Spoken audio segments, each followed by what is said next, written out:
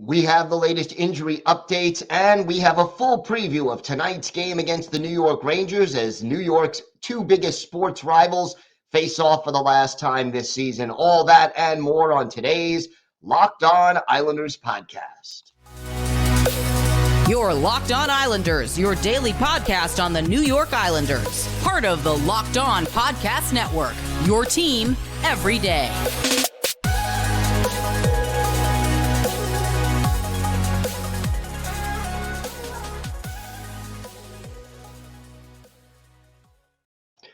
And welcome, everybody, to the Thursday edition of the Locked On Islanders podcast. Gil Martin, so glad you could join us today and be part of the Locked On Islanders family. And thank you for making Locked On Islanders your first listen every day. We are free and available on all platforms.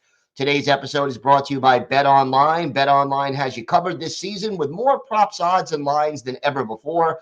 BetOnline, where the game starts. We have got a lot to discuss on today's show. 2 games left for the Islanders before the holiday break, and we will have a full preview of tonight's game at Madison Square Garden. But first, if there's something Islanders related on your mind, if you have a question, if you have a comment maybe about something we spoke about, or if there's a topic you'd like us to discuss on a future episode, feel free to send us an email. The email address, lockedonislanders@gmail.com. And if you leave your first name and where you're from, we are happy to mention you on the show when we discuss whatever it is that's on your mind. You can also follow the show on Twitter at Locked On Isles, and you could follow me, Gil Martin, on Twitter at Ice Wars, NYRVSNYI. We'll keep you up to date on all the latest Islanders news, notes, and happenings, and I am live tweeting during nearly every Islanders home and road game. So definitely join me for some instant insight and analysis. And it's always great to talk a little Islanders hockey with fellow Islanders fans. So great to hear from fans, game time or anytime. You could also, of course, leave comments for us here on YouTube, and always check out our latest surveys and polls. Always want to know what Islander fans are thinking.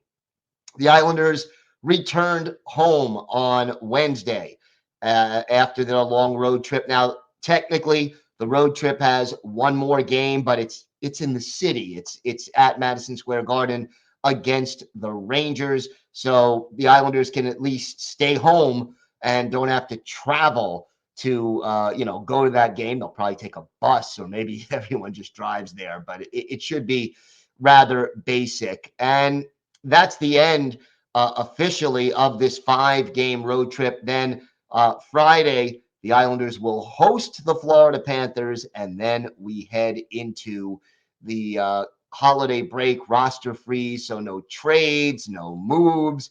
Everything just sort of sits still between then and after the Christmas holiday, and the Islanders will resume playing on the 27th. Now, the Islanders did make an official move yesterday. They put Cal Clutterbuck on injured reserve. That's retroactive to December 16th. Clutter still sidelined with that upper body injury, and obviously he's going to not be ready to play for at least the 2 games before the holiday break. Now, when they put Clutterbuck on IR, they officially recalled on loan Hudson Fasching and Simon Holmstrom from Bridgeport. Now, they were already there, but again, the CBA, you have to sort of make these technical moves. But by placing Clutterbuck on IR, they can make the move an emergency loan, and that affects the way waivers work and everything else. Corey Schneider, also an emergency recall from Bridgeport because Semyon Varlamov still out with a lower body injury. And again, not looking like Varley will be ready to play. Certainly not tonight, and probably not on Friday either. The fact of the matter is, out of the injured players, only one of them has resumed skating. That is Kyle Palmieri. Palm's skating, Lane Lambert telling media members on Wednesday that was the case. Now, Palmieri out with an upper body injury, missed the last 2 games, only played 1 game before re-injuring himself or injuring himself again. It wasn't the same injury, but he has now missed 12 of the last 13 games. So that's frustrating. But out of the injured players, Palmieri probably the only one with a chance to come back and play tonight or maybe Friday. Or do you think the Islanders get a little more cautious and hold him out until after the holiday? To me, if Palmieri is available, you go with him. This team does need a little extra offense. And as well as Simon Holmstrom has played at times, he's certainly not consistent yet at this stage in his career. And certainly, I think you get more juice offensively over the long run, over the course of a game from a healthy Kyle Palmieri. So the question is, now that he's resumed skating, how ready is he to play? It will probably be a game time decision for Palms, but hopefully the Islanders will get him back very soon. Adam Pelech still on IR, upper body injury, not skating yet. Semyon Varlamov, lower body injury, not skating yet. Cal Clutterbuck, obviously not skating yet. So that's the situation for the New York Islanders injury report. And it looks like it's pretty much status quo. I'll say this, odds are Hudson Fasching playing again against the Rangers. Is there a chance that Lane Lambert decides, I'd rather have Ross Johnston out there against the Rangers because things could get physical? I would tend to think that it's not the case, only because the Rangers are a good, fast skating team. And I think, they're more known for their speed than for their rough stuff, even though they do have a couple of guys who can mix it up. So I would tend to think that they stick with Fasching tonight. But again, we'll see what Lane Lambert decides. And as soon as we know, we'll tweet that out to you on Twitter. The other announcement that the Islanders made, the NHL said that the Islanders-Sabres game on Thursday, January 19th, it was originally a 7 o'clock Eastern time start, now going to be at 7:30. Why? Well, the Sabres are going to retire Ryan Miller, their former goaltender, his jersey to the rafters in Buffalo and induct him into the Sabres Hall of Fame. So as a result of the ceremony, the game time has been moved from 7 to 7:30 so that fans can get there on time for the ceremony. And those ceremonies are always kind of tricky because the home team, it's a little more emotional. For the fans, it's emotional. The road team, it's kind of like hurry up and wait. And, you do your pregame warm-ups and you skate around, and then you sit on the bench and watch the ceremony for 15 minutes or so, 20 minutes or so, and you cool off. Then you get to skate around maybe a couple of minutes before the game resumes, or gets underway. But overall, it's just it ruins the routine for the players. You hope the home team, the emotion of it, maybe detracts from their performance, but for the players, especially when it's not your team involved in the ceremony, it can get your timing off, and that is something that hopefully the Islanders are ready to deal with and can handle. Look, the fact that this is a veteran team, that they've been through this so often, I'm a little less worried about the Islanders than I would be about an inexperienced team with younger players who really, haven't been through this as many times. But just wanted to let everybody know, and I'm sure we'll discuss this again once we, next month when we get closer to that game in Buffalo.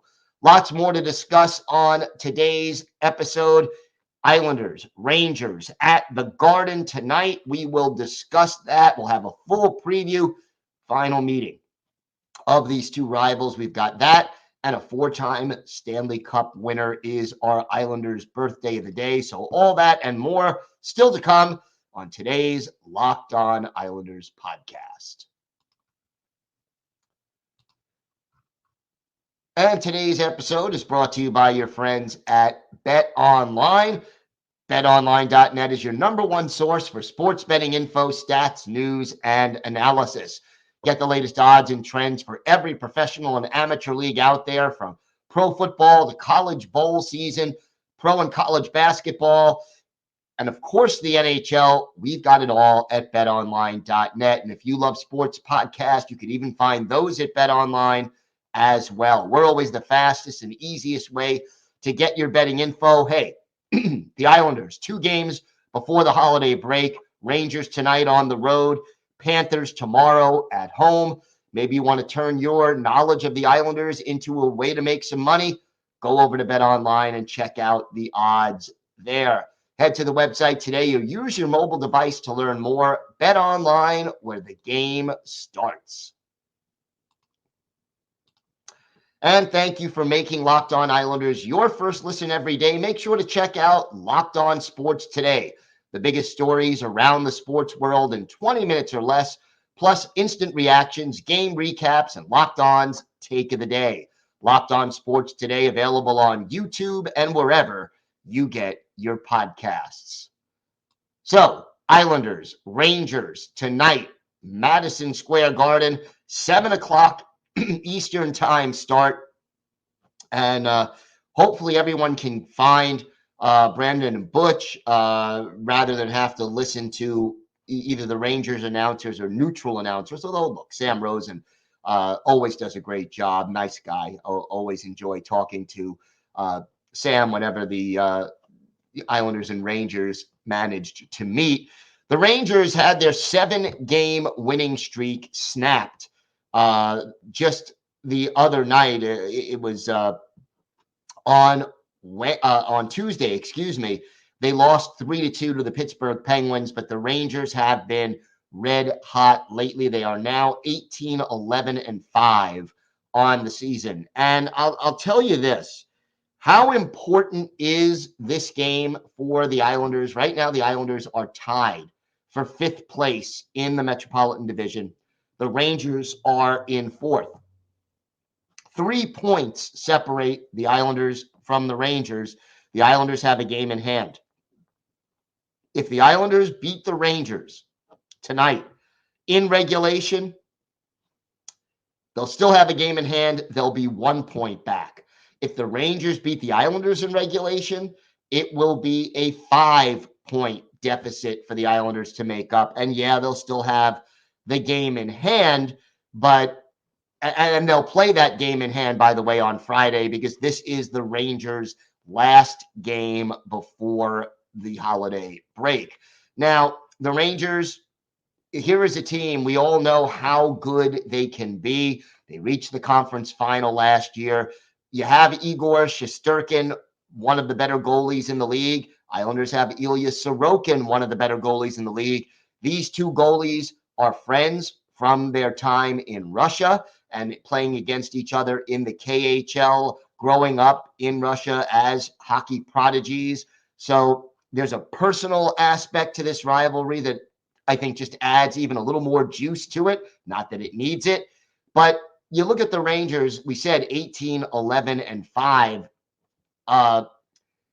7th in the league in goals scored, 12th in goals against. That tells you that this is a consistently good team that got off to a little bit of a slow start. So Shesterkin, 16-5-4, a 2.42 goals against average and a 9.18 save percentage. Not really typical Igor Shesterkin numbers. So his play has been off a little bit.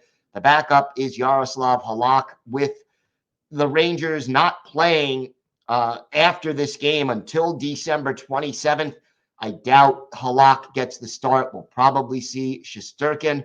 Halak 2-6-1, a 3.04 goals against and an 8.90 save percentage. So the former Islander, has struggled at times, although a lack of support, both the way the team has played in front of him and a lack of goal scoring support, hasn't helped Halak's record. Right now, Artemi Panarin, 40 points in 34 games, only 8 goals, but 32 assists, by far leading the team. Chris Kreider, he scored both of the Rangers' goals against Pittsburgh on Tuesday, now leads the team with 16 goals in 34 games. That puts him at about, a 38, 39 goal pace. Not quite what he did last year, but still pretty darn good. Mika Zibanejad, 15 goals, 37 points. Adam Fox, 11 of his 27 assists have come on the power play. And Vincent Trocheck, dangerous on the power play. He's got 7 power play goals. Zibanejad has 10. The power play, 13th in the league, a 23.3% success rate, while the PK is 11th, an 80.2% success rate. We know a lot of these names. This is a talented team. They've got a good mixture of youth and experience. Zibanejad is the first-line center with Artemi Panarin to his left, Barclay Goodrow to his right. The second line, Philip Cheadle, Alex Lafreniere, and Capo Caco, the younger line. Vincent Trocheck, centers Kreider and Jimmy Vesey as the third line. And then Johnny Brodzinski is the fourth-line center with Sammy Blais and Vitaly Kravtsov on either side of him. On defense, Adam Fox, by far their most dangerous offensive defenseman. He's teamed with Ryan Lindgren on the top pair. Jacob Trouba and Keandre Miller are the middle pair. And then Ben Harper and Braden Schneider, are the third pair. On the power play, Zibanejad on the first unit goes back to the point along with Fox. They go with Kreider, Trocheck, and Panarin up front. The second unit, Cheadle, Lafreniere, and Caco up front. Trouba and Kravtsov are on the blue line. Right now, this is a healthy team. No significant injuries listed.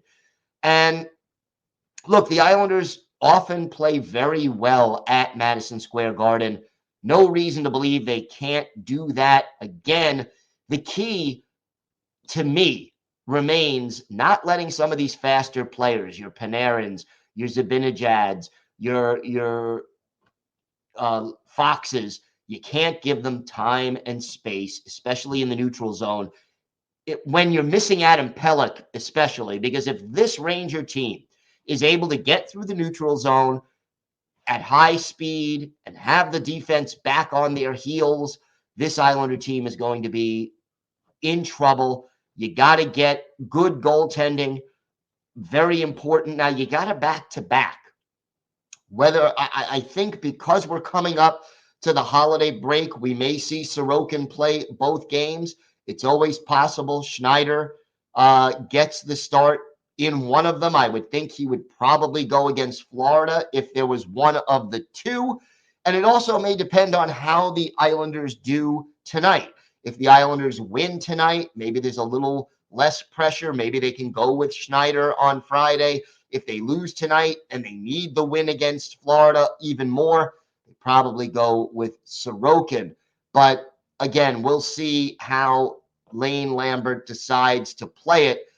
I'm looking for a big game from Brock Nelson and Anders Lee and Noah Dobson. Those are the three players I think that we need to come up big. And then the identity line, Cizikas, Martin, and again, most likely Fasching. Going to have to give the Islanders a strong performance to check and slow things down. And I also want to see J.G. Pajot do his thing, win faceoffs. He's one of the better faceoff men in the league. He and Cizikas are the two best players on the draw for the Islanders. Don't let the Rangers get the puck off the draw and take control of things. That will be another key for the Isles in this game. Because the Rangers are the home team, they will have the final change. But again, it's not a playoff game. I don't know how important line matchups will be in this game. So should be a good one. Always love the rivalry.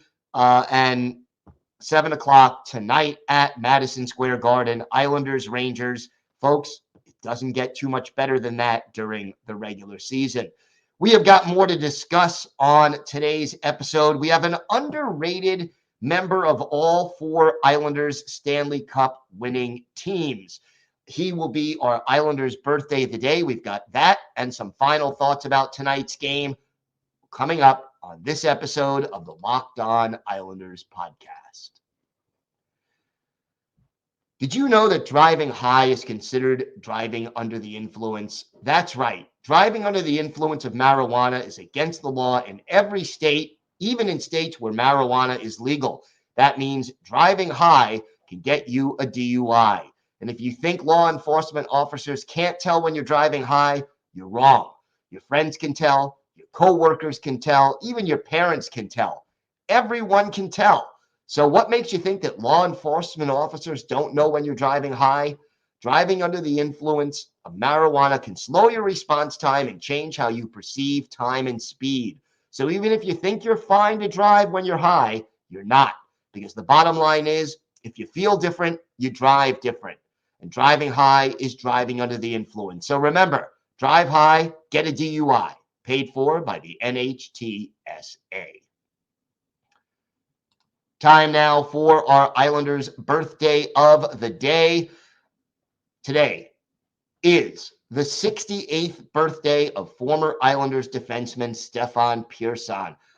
Persson, drafted by the Islanders in the 14th round back in 1974, stayed in his native Sweden until 1977-78 when he came over to the Islanders, and he had an immediate offensive impact. You know, people forget how good he was offensively because Dennis Potvin always overshadowed him numerically. But as a rookie in 66 games, 56 points, 6 goals, 50 assists. The following year, 10 goals, that was his career high, and a career high 66 points. Followed that up with a 39-point year in 79-80 and a 61-point year in 1980-81. Boy, did he come through also during the Stanley Cup run in 1980. 15 points, 5 goals, 10 assists in 21 playoff games. 2 years later, in 13 playoff games, a goal and 15 points. That's better than a point a game average for Stefan Persson. And look, you know, 6'1", 190, not the most physical guy, but certainly wasn't a liability defensively, and very good on the power play unit, and really knew how to play a winning style of hockey. And it's interesting, you know, in the late part of the 85-86 season, the Islanders looked to trade away some of their players. They knew the team was getting older, and they dealt Persson to the Winnipeg Jets for a player to be named later. That guy gets traded all the time. And Persson basically decided that he was not going to report to Winnipeg and just retired from the NHL altogether. Went on to play 3 more seasons in Sweden, but that was it. He basically decided if he wasn't going to be an Islander, he didn't want to play for another NHL team. Basically became the general manager of the Sweden's national junior team. Later on, was involved in management over in Sweden for many years. But Stefan Persson, a very good passer, a very good defenseman, and just a little bit forgotten maybe because he's been back in Sweden and doesn't really appear at all that many alumni events as a result. For his NHL career, 622 games, 52 goals, 369 points, 579 penalty minutes, add 7 goals and 57 points in 102 playoff games, all of them with the Isles. We'll go back and look at one of his better games with the Isles. November 18th, 1978 at the Coliseum. Bring on the Broad Street Bullies. The Flyers are in town. Bernie Parent gets the start for Philadelphia. Chico Resch in goal for the Isles. And our Islanders' birthday of the day, Stefan Persson gets things started for the Isles just 5 minutes and 15 seconds into the game. His third from John Tonelli and Wayne Merrick. Isles up 1-0. Bob Bourne makes it 2-0 Isles at the 8:53 mark. His 8th from Lorne Henning and Stefan Persson, our Islanders' birthday of the day. That made it 2-0. And then with 12 seconds left in the period, Billy Harris, his sixth from John Tonelli at 1948, 3-0 Isles after the first period. In the second period, the Flyers pick up the rough stuff. Ben Wilson and Gary Howitt drop the gloves. Then the Islanders give up their first goal of the year. Big defenseman Bob Daly scores an unassisted goal for the Flyers at 10:39. That makes it 3-1. But Clark Gillies answers a minute and a half later, his fifth from Bob Bourne and Lorne Henning at 12:08. And then 5.5 minutes after that, Michael Dean Bossy, his 10th. Richie Hansen, Long Island's own, and our Islanders' birthday of the day, Stefan Pearson with the assist at 17:48, 5-1 Isles after 2 periods. A fight also late in the period. Dave Hoyda of the Flyers and Bobby Nystrom of the Islanders dropped the gloves. So 2 fights in that second period. In the third, the Islanders pull away. Dennis Potvin from Tonelli and Merrick. Mike Bossy from Hansen and Gillies. Drew Callender scores for the Flyers from Blake Dunlop and Dave Hoyda. And then Clark Gillies closes out the scoring with his 6th of the year from Mike Kazicki and Mike Bossy.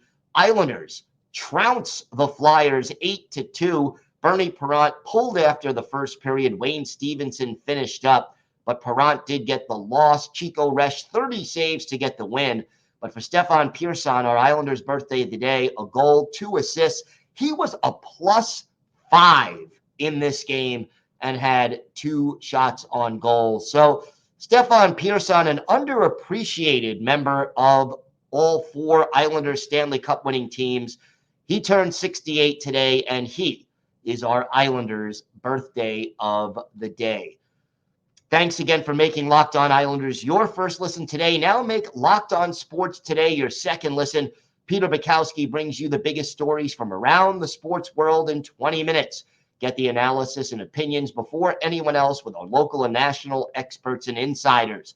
Locked On Sports Today, available on YouTube and wherever you get your podcasts.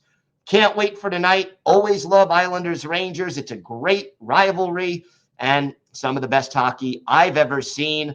Again, I will be live tweeting during the game, so make sure you join me for that. Until then, have a great day, everyone. Again, happy Hanukkah to those celebrating, and stay safe. And, of course, let's go Islanders.